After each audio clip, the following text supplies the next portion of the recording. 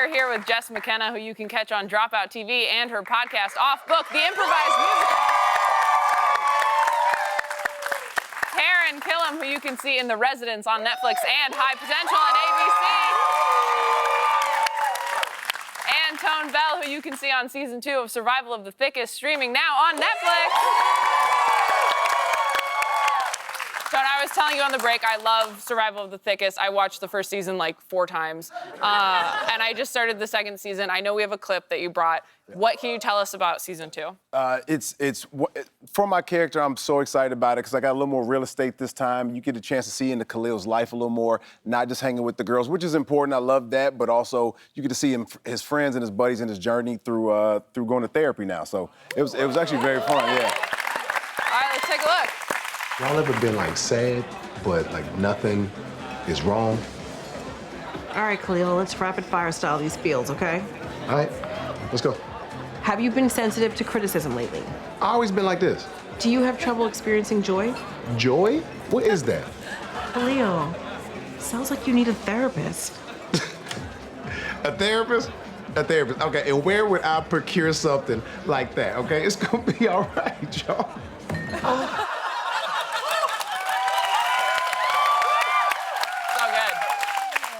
Now, obviously, you're all actors. You've all been in a ton of stuff. Is there anything that you filmed that didn't, like, make the cut?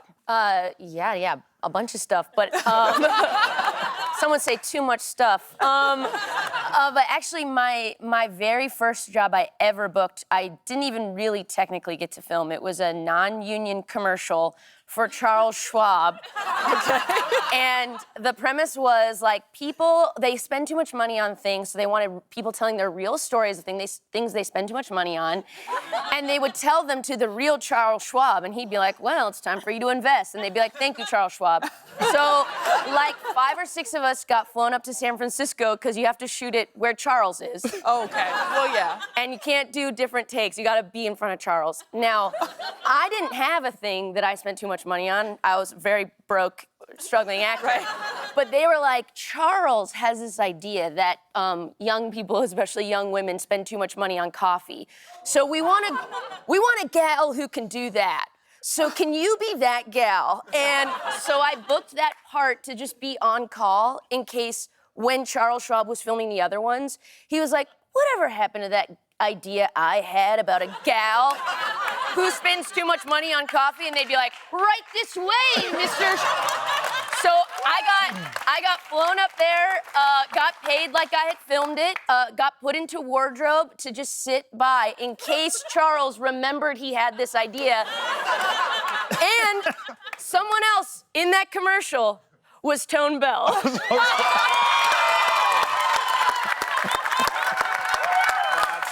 Wait, what was the thing you spent too much money? So a while ago, that's so And we crazy. have not seen We've each not other since. since. Like, And I saw we were doing the show, I was like, oh my gosh, Charles Schwab reunion.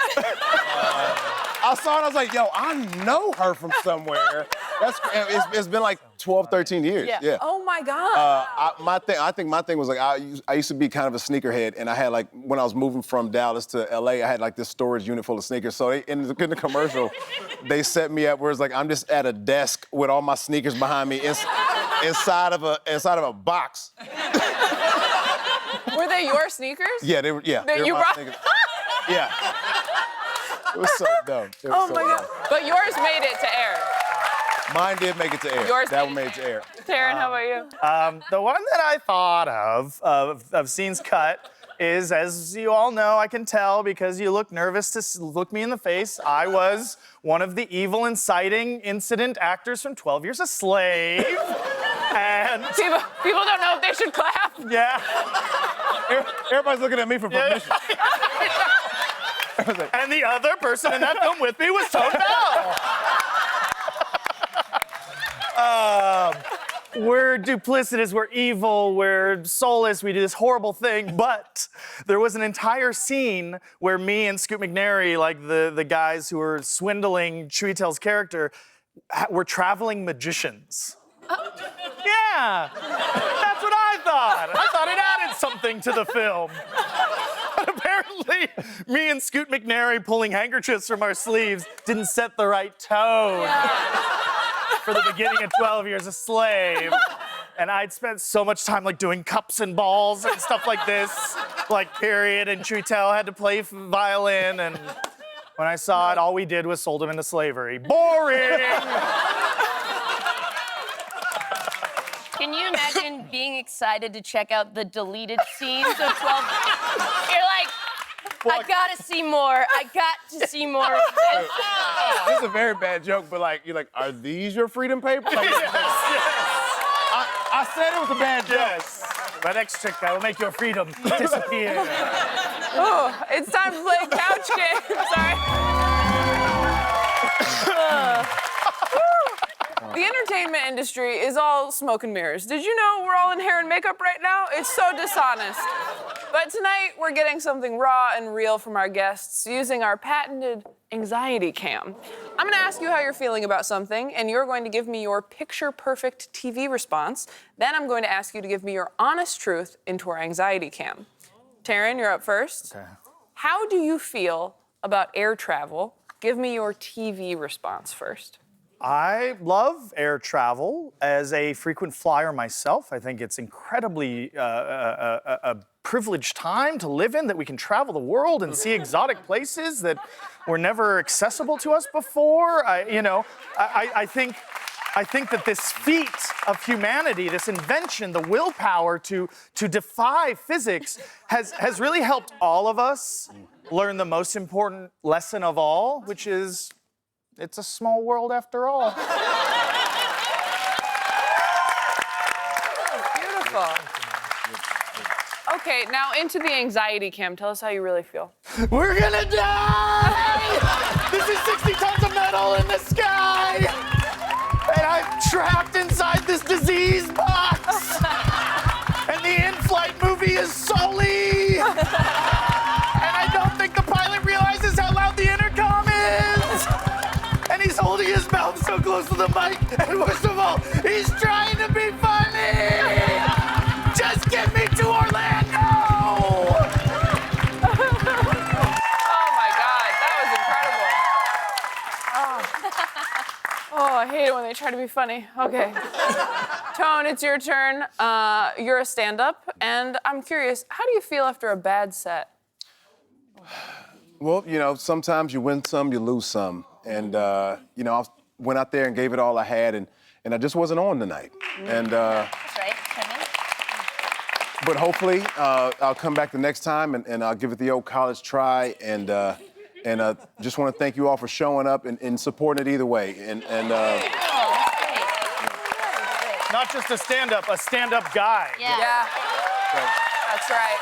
Better luck next time. Yeah. All right, now tell our anxiety cam how you actually feel. This crowd.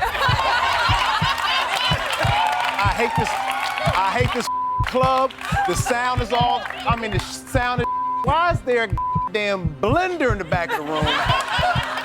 Who is ordering margaritas this late? And why is your phone going off? Who's setting the alarm right now? Take your birth control on your own time.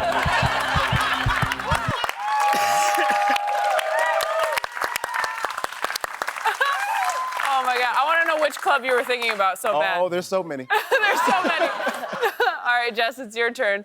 How do you think social media is affecting the youth? Oh, wow. Yeah, that's such a great question. Honestly, I think it's kind of a lot of uproar over nothing, Social media, it can really bring people together.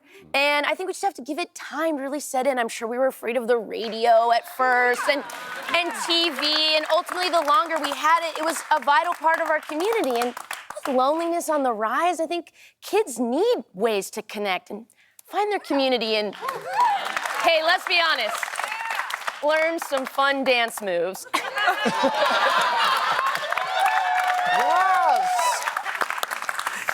All right, now into our anxiety cam. Tell us what you really think. The brains of the youth are being addled by a drug that is stronger and more psychologically effective than cocaine, and our entire society runs on it. It's not only that, but as a social media user, I am complicit. I have blood on my hands. I